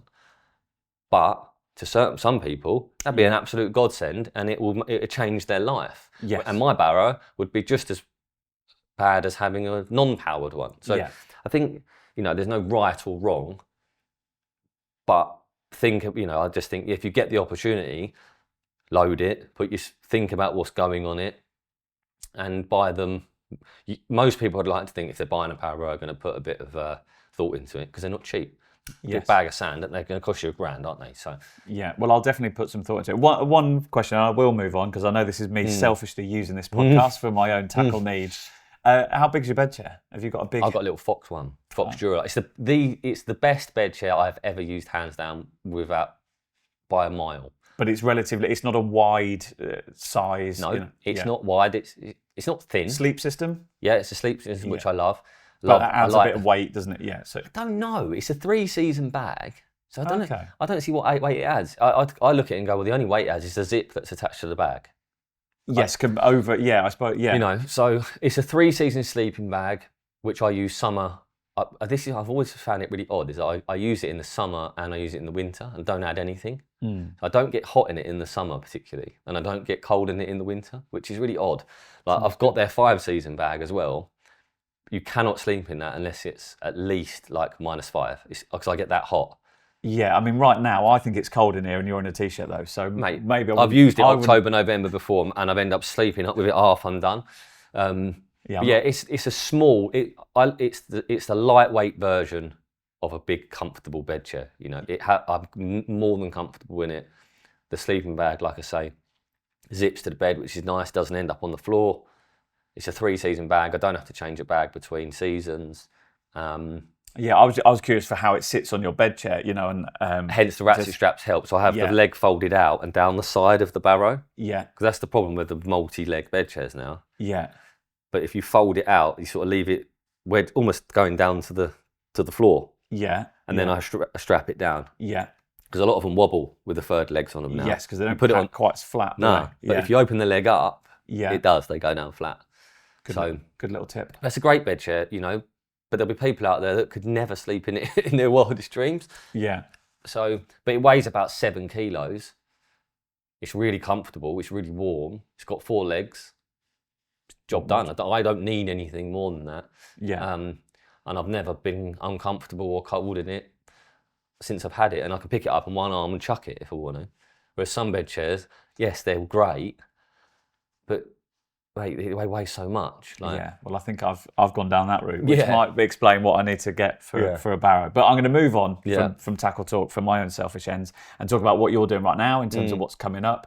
You've just been out on what looked like a pretty good session. Yeah. Berners Hall, Neil Spooner, the two go hand in hand, those two. They do, What was it for? So we do a series called Monster Day Ticket Carp with Neil Spooner, which is him basically trying to catch a £40 carp from a day ticket. Or a 50 if we listen to the podcast where he gets. Let's not get ahead of ourselves. So Berners got a 50? Yeah. It's got a cup. Yeah, it's got lots of 40s, I think isn't at it? least it's 50 40s in there, apparently. So I used to go to Berners with Spooner years and years ago. 10, 10 years ago, I reckon, when it was, I don't want to sound bad, but it was essentially a hole in the ground with loads of small carp in it. That's really what it was back then.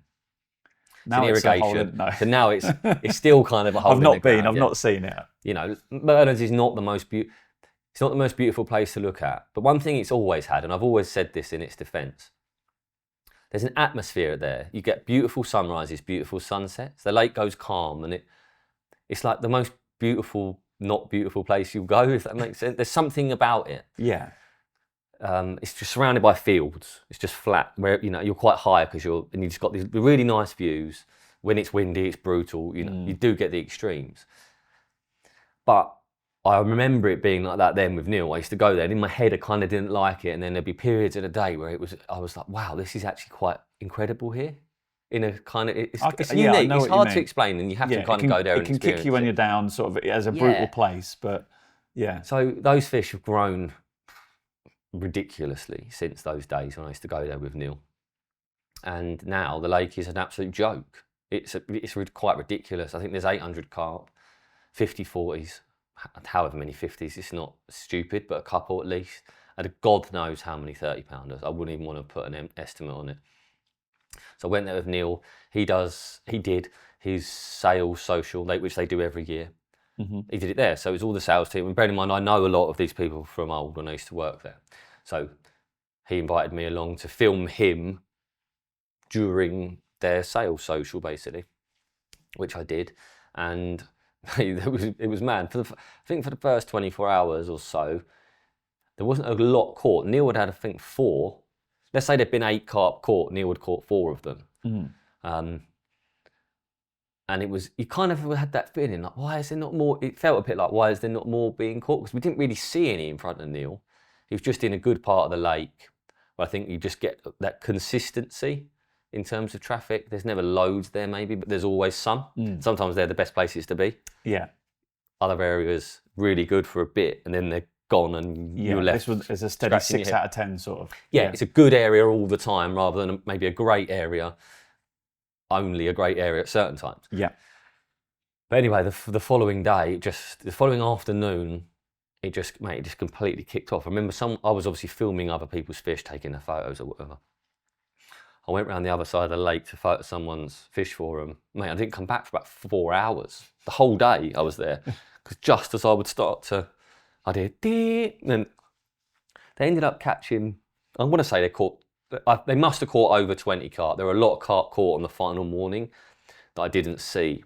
It pissed down the rain on the last night. It really rained. And I've always said, when that happens, it's kind of the kiss of death. But I think there were loads of bites during the really heavy rain, which is quite unusual. But they must have caught 20 carp. And I thought there was a 44 common, a 42 mirror, a 39, 3 36s, at least 2 or 3 35s. Like that's getting on for 10 over 35, surely, just them alone. So, and then there was another bundle, mostly 30-pounders. There was the odd 20 thrown in. Most of the bites, like someone caught one, it was 32 to 36 pound. That's hell of a stamp. And if it wasn't that big, you're almost like, he's had a 29. So yeah, like crazy. There was a guy called Matthew Bart there. He's European sales manager. Lovely bloke. Known him a long time, I suppose now. And obviously he's from Europe. And he was like, mate, this is good by European standards. Like this fishing is good by our standards, And yeah, and everyone had a great time. Not everyone caught, but most people caught, and it was nice because there were people that hadn't caught anything until the last morning. So you've been there all that time. It's like when everyone else is catching and you're not. And it was mainly one end, so like half the lake was totally dead. But then on the last morning, it all turned around, and that half of the lake came alive. So even the people that had been there kind of going to bed on the last night thinking, I haven't seen anything for 2 days.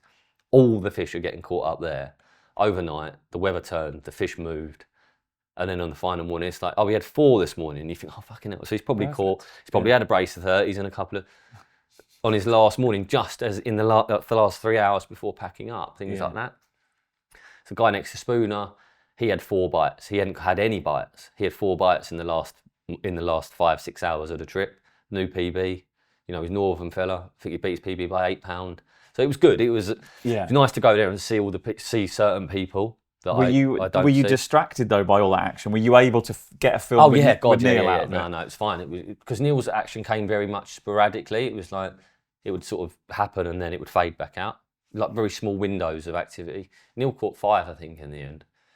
I caught from the word go to he caught immediately when I got there. I think he caught in the first hour and the last hour, which is always good for a film. It's nothing worse than catch a load at the start and then nothing for days. But no, yeah, it all worked out perfectly. Like Neil had his fish. Then I went round the lake kind of knowing he probably wasn't, feeling like he wasn't going to get a bite. Popped around the other side of the lake. And then like I say, I ended up staying there. But yeah, it was a good laugh. We had curry one night, pizza the other, a load of beers. It was a social. And like I say... Did I see you played spoof to see who got the pizzas? Did I see that on social media? Yeah, we played spoof to get the pizzas, yeah. Who lost that one? Or... Oh, shit. Was it Harris? I think Harris did. Can't remember. Big pizza order? Yeah, they were quite... you know what, I didn't really like them. Everyone else was raving about them. A local, it wasn't like a chain, they Domino's. They felt like they were like kebab pizzas, I would say. Yeah. Well, some people love that kind of pizza. If you go to Linear, you know that sort of kebab Some people pizza. love that kind of pizza, yeah. Yeah, some people, it's the... We had a really good curry. It was good, mate. It was, like I say, it's nice. I liked it. I haven't filmed with Neil for a while. Quite a while, to be fair. Obviously, I haven't done a great deal of filming in the last few years. So it was nice to go and film with Neil. It's nice to see old faces, friends. You know, they are my friends of old. Some of them I don't see very often at all. Only if I go into Corder or go to the Chris, it's kind of the only time I ever see them. So that was nice. And of course, they caught loads of fish. And it's nice seeing people, that kind of fishing, where everyone's there on a jolly, they're having a few beers, they're all kind of helping. Like, it's a nice vibe. Yeah. The socials are good, you know. Yeah. And especially when there's a lot of fish of that caliber, I guess. Yeah, and everyone's buzzing so yeah, it was really good. It's better than I thought it was going to be. Jesus, I thought it was going to rain the whole time, and it didn't. You had it dry for pretty much the first entire 2 days. It was just on the last night. Was it last Thursday by any chance? Yeah, last Thursday. Yeah. And it rained overnight, but then it stopped about 7:30. It stopped. So I'm laying in my bag thinking, this is good. It wasn't meant to stop. Yeah. And I'm like, I know Neil's caught one. I know that Matey's caught a 40. And sometimes the weather doesn't do you any favours, but it was almost like the weather just went, all right, go on. Here's a window. Here's a window. Here's an hour and a half just to finish your film, take your pictures for everyone.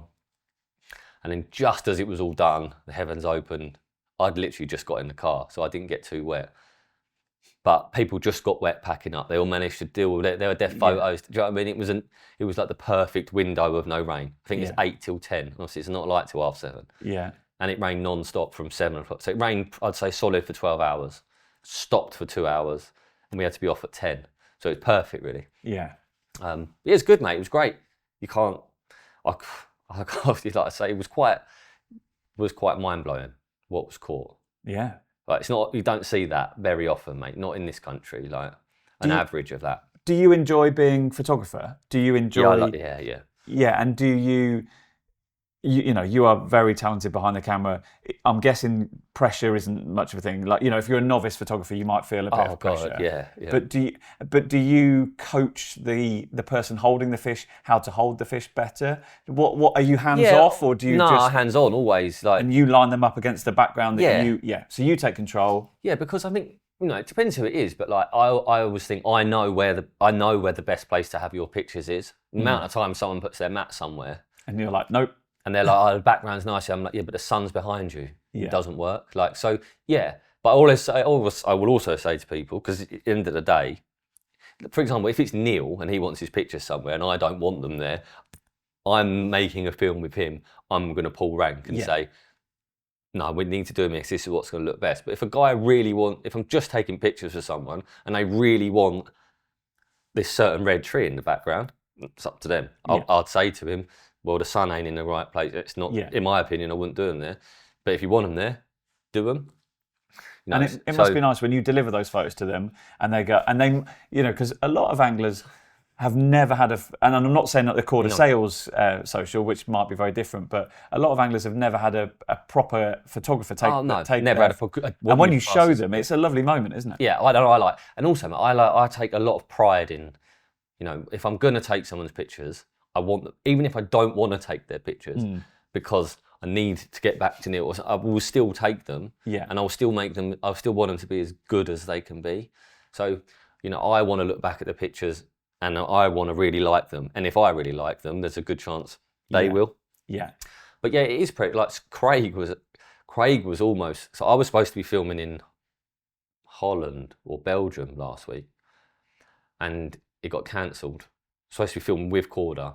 And Craig was supposed to be going down to film Spooner and obviously if Craig had gone there, Craig can use the camera, don't get me wrong. But when it's going off like that, there's a lot to get to keep it together, and that's where obviously doing it for so many years, I don't feel the pressure because I know how to get out. I always know what I'm shooting, where it's going, and how to get out of trouble.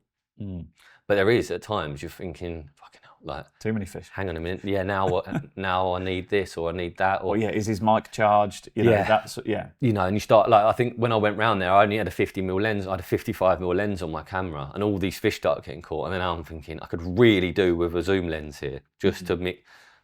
But then it's knowing to make sure you vary rather than just. But like I say, that just comes with. I've done it for so long. I can walk round with a camera and kind of and get on. It was great. It was. We don't film a lot of stuff with these that action packed. Never really have. If you go back for all of our content, we've never made too many films where the outcome is almost an inevitable. Big haul of carp. Most of the films we do over the years, if you catch one, you're going to be happy with that. But it is really good. Kind of like I said about Scott's underwater, the more fish, the better. It's always been that way. We filmed with Maker years ago. He had like 30 fish in a day. In the end, mate, I was like wading out to them and trying to get close-ups of that, which you'd never do if it's the only one you've hooked, because the fear is you don't get the netting shot, you don't get the right footage. By the end, I was like, right, sorry, Tom, you're going to have to play this one round me. I want to get a shot of its head coming out of the water from this far away. You start having more fun with it, focusing more on just doing something a bit different. But that's quite a privileged position to be in. And this was like that. This was one of them sessions where it might happen all the time at burners. But even for me, someone who's spent years and years and years doing this, it felt like a hell of a trip. Well, it sounds it with the calibre of the fish. Big carp, mate. It's just, you don't expect big carp that often. They were just all big. It's so weird to go, he's had, what happened last night? Or he's had this, and you think, what? It's crazy. It's indicative of where carp fishing is in this country right now, isn't it? That place is it's an exception, but there are more and more lakes like that now. I imagine the Brasenoses and the Linear and certain, even Sandhurst and that. Some of the times, if it's good, if you get a busy lake with good weather and good anglers on it, on the right lake, that sort of stuff probably happens quite a lot now on these day ticket venues. Like you can't get on burners for 2 years or something. Is that right? It's booked up forever, mate. Right then, Elliott. So just to round up then, what have we got coming up on Cypography in terms of filming and in terms of what might be available to view? Because it's mid-November as we record this. Hopefully this will be out quickly, quick turnaround. Thursday. The last one, I don't think we quite managed the Thursday. It was quicker than normal, so we're improving. We're recording on a Monday. Craig said to me earlier, if I can get this to him tomorrow, which means downloading the data and sending it, he'll edit it tomorrow and it will be out on Thursday, which will be a record. Let's see. So we've got a Mark Holmes interview coming up, which will be good. Always good value. Gets the grey matter going, doesn't it? That will cause. I'm sure I haven't listened to it. I've watched the trailer. That'll be interesting for sure. I'm looking forward to listening to it, and I definitely will. We've got, I think, Luke Stevenson's Rotary. Obviously, we're doing the Rotary series. It's been really popular, actually. People really like it, which is good. I kind of always thought they would. I love that technical chat. I like it. It's all good talking about big carp stories, but I've always really liked the technical side of fishing, or hearing people's opinions in depth on certain subjects. And giving them the time to explore things. Yeah, even if I don't agree, I like to hear their justifications for things. I like that. So that series has been really popular. Obviously, we're trying to get... One thing I should say is we've asked people watching them to put their questions forward, and it's really important that they do. We've had some good ones so far, but if you watch any of the Rotary stuff, always bear in mind going into it, if you want to ask the next angler a question, then just put it in the comments section underneath the films. Because we want at least one in every single one that we do. So we've got that coming. Spooner's Hill will be out quite soon. That's going to be edited. I've got to finish Scott's stuff. I'm going to do a bit of fishing. I'm going to try and go fishing, I think, for the next sort of three weeks at least. I'll try and go do a couple of nights fishing. And it'll be Christmas. Yeah, and it'll be... Christmas will be soon looming. Gemma's already starting to... I think she wants to put the decorations up this weekend, which I really don't like. My missus said the same. We had this conversation last night. I think as far into Christmas as you can get it, but... Yeah, well, I'm sure my mum and dad always done them the second week of December, but she's adamant now that she wants to do them in November, and it drives me mad. We argue about it every year, so... Yeah, be Christmas. I can't wait for Christmas. I love it now, having 2 kids, young kids that are into it. I think we're going to go to Lapland as well, just after Christmas, so... Sounds perfect. And we've got one more podcast booked in before then, I think, mid-December, I think. So hopefully we'll be on schedule. Yeah, hopefully I'll catch a couple of carp or something. Yeah, and we can talk about that. And I can talk about whatever Barrow I'm about to get road test. And blame me if it's wrong.